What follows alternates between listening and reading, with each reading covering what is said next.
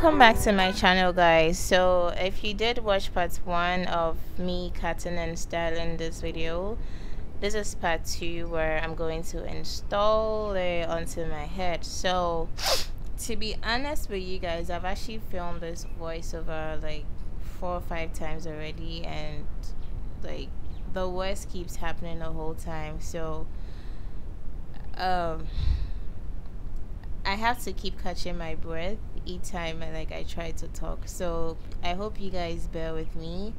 So yeah, basically what I did is to put on a cap. I'm doing the bald cap method today, so I'm gonna put on a cap, and this cap is actually darker than my skin, so I'm gonna go in with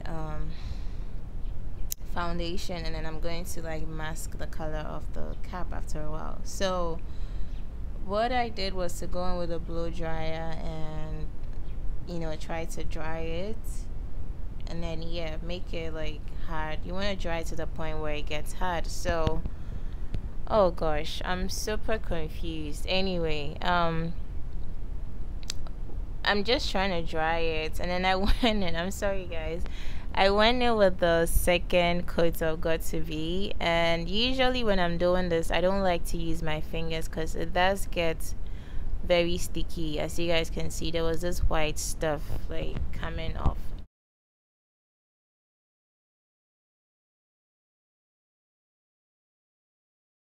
I went in with a second coat, dried it, and then now I'm going to take my time and peel and cut, peel and cut. So I do have like fairly short forehead. My forehead is short, but it's not like super short.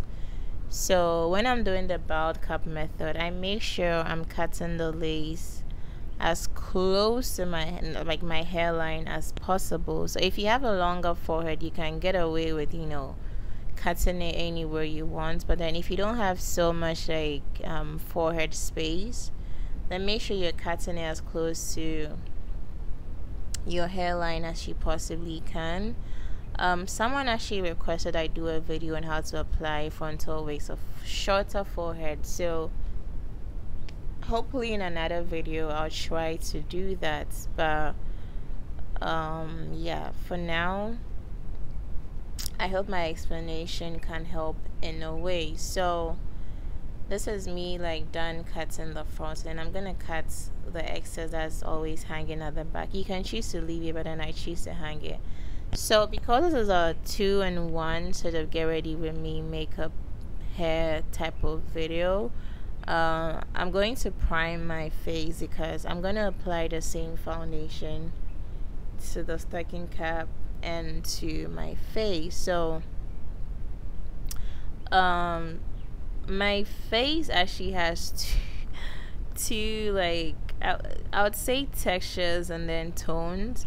My forehead, the texture on my forehead is just a very weird texture, and is also like quite darker than the rest of my face. So usually I'll choose a foundation that matches the rest of my face, and then when I put it over my forehead, like it kind of makes it look the same. I mean, I don't really know though, but you guys can be the judges. So because I feel like every part of my body, like you guys can see from my hands and all of that, it looks just like my T-zone area, but because my forehead looks really dark, I don't know why that is so, but then it is what it is. So this wig my students actually made for me, like I said previously, and they did put in an elastic band when they made the wig, but when I was cutting the lace off, I was like, ooh, like I see people trying their wigs on without elastic bands, so how about I do that on myself and see how it works and all of that. So that's what I did. I took the band off and I tried to wear it without the band, and it actually looked pretty good. So what I did was I went in with my holy grail. You guys know I only like to use the edge control to apply my frontal wigs because it's easier, and you know, it's faster, and it still does the job like the Got to Be or the glue. Although I'm quite open to trying glue like in the future, but for now I feel like I'm okay with using the edge control. So The thing with frontal is like there's no right or wrong way to do it. You can basically just figure out what works for your face and then just do that. And I like to go in with my rattle comb and just massage it into my skin, massage the lace so it can like blend into my skin more. And then I'm gonna take the got to be and spray it over it, because the got to be acts as a holding spray and it's gonna make it hard and stiff. So when I apply that onto the edge control with the hairline as well, it just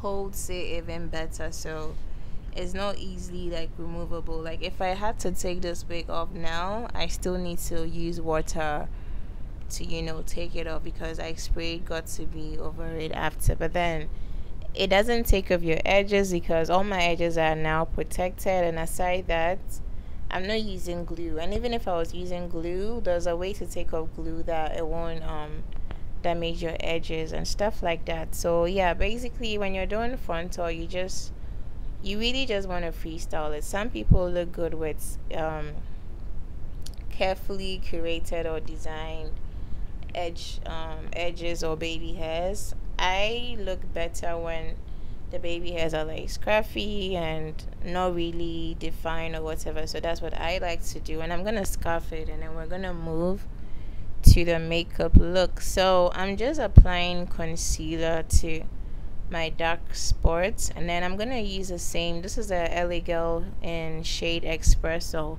I'm gonna use the same concealer underneath my eyes and all of that, because I feel like the wig that I'm wearing is blonde, so I didn't want to do anything that was too like overpowering, or I didn't want my makeup look to be too bold. So yeah, usually I'll use fawn under my eyes, but today I was like, let me just do espresso, because that's pretty light too. Like it's a little lighter than my skin tone. So yeah, that is me. I think I mix a little bit of fawn with espresso to carve out my under eyes, but then that's just the only part where I mix the fawn. Everything else is espresso. So I'm gonna go in with the Real Techniques buffing brush, and I'm just going to buff all the concealer out and just give it like an even sort of blend or tone on my skin. Then I'm gonna go in with my Sacha Buttercup loose powder, and I'm gonna set underneath my eye. So I'm sorry I keep looking to my left, like I keep getting distracted. That's because I was actually watching a movie while I was filming this video. So sorry for the distraction, guys. I promise I'll do better next time. So yeah, I'm just carving out my T-zone, blah blah blah, with my, what's it called, Sacha Buttercup powder. So for this makeup eye look, I decided to go into this Black Radiance palette, and the first color I used was absolutely gorgeous. It was pretty, it was beautiful. The only mistake I made was, I didn't expect it to look like this, so I took it like way too high up my crease. I should have just started from my lids and stuff like that. So when I did, I was like, oh, then I definitely need to get like a darker color to darken the edges and whatnot. But then that color was just too pigmented, and the makeup ended up looking like dramatic rather than soft and girly and romantic and whatever like I was intending it to be. So like I was at my wit's end, guys. Like I didn't know what to do. I tried using my fingers to blend it out. I actually used 3 or 4 different brushes to try to like blend it out. Then I decided to take some of the Sacha Buttercup powder to like dim it out a little bit or blur it out a little bit. So that's what I'm basically doing. But I honestly do regret how I applied the eyeshadows and the choice of colors that I took. So yeah, this is me blending out the edges, trying to dim the darkness just a little bit, because I mean it didn't really look cute, but now I guess it was okay. So yeah, I'm just applying mascara to my eyelashes, and I'm using my favorite mascara, which is the Maybelline Colossal Spider Effects mascara, and I'm just applying it to my lashes. And I really love this mascara because it makes my lashes it brings out my lashes anytime I apply it on. So I don't really have long lashes, so yeah, like the fact that it helps to make my lashes look quite evident or obvious, I really love that fact. So I think for this makeup look, I use a lot of Black Radiance. So this is actually the Black Radiance soft focus powder, and I'm gonna apply that onto my face. And I noticed it looked like I'm getting darker than my products or whatever. So the products were actually making me look a little ashy. So I guess I need to change the shades of especially powders that I have. So I just tried as much as possible to dust all of it off so my face can, you know, match my chest in a way. So the next thing for lips, I went in with Victoria's Secret's lip gloss, but then it was too sticky for me and too like gooey. So I went in with Maybelline lip gloss and I applied that, and that was like okay. So I don't really remember the shade or the name for this. So if you guys want to try this look, just try any pinky glossy lip gloss that you have. And then I went in with my blush and applied blush onto my cheeks. And I think, yeah, because I realized the look just needed a little bit of contour on my nose probably, so I just added a bit of contour onto my nose. And I feel like contour just makes my nose look weird because my nose like doesn't really have a bridge or a definition to it. So I feel like anytime I do contour, it just makes it look weird. But anyways, I felt like I wasn't really feeling the look, so I was like, let me just contour and, you know, do something. So after that, I took out the pins from my wig. And guys, like I had to curl this wig for like the third or fourth time because oh god, I'm such a perfectionist. But anyway, so after I took out the pins, I actually applied a makeup fixing spray onto my face. This is the Barry M fixing spray. So after I took out the pins, like the curls were not straight with the bump at the ends, they were a bit wavy and I didn't like that about it, so I had to go in with the curler again. Plus after I sprayed the fixing spray, I feel like some of the water or the spray got onto the hair, so it wasn't as smooth as I wanted it. So I took my curler again and I just like curled it and, you know, revived the curl.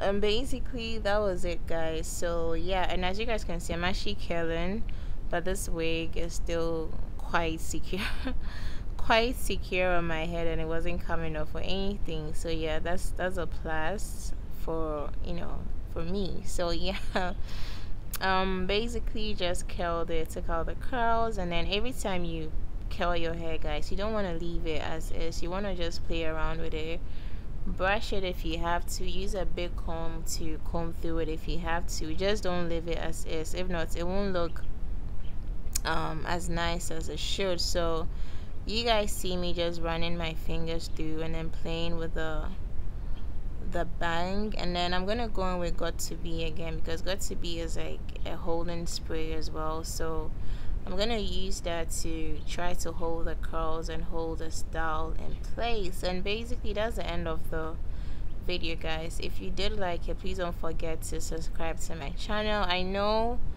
I sound very upset, but my throat actually hurts. Like I've been trying to do this voice note for a really long time, and talking actually is one thing that gets me really tired. So I'm actually a slow talker, but for these videos I always have to talk really fast, so I always run out of breath. So I hope you guys still pardon me and, you know, like subscribe to the channel anyway. So thank you guys so much for watching, and I'll see you guys in the next video. Bye.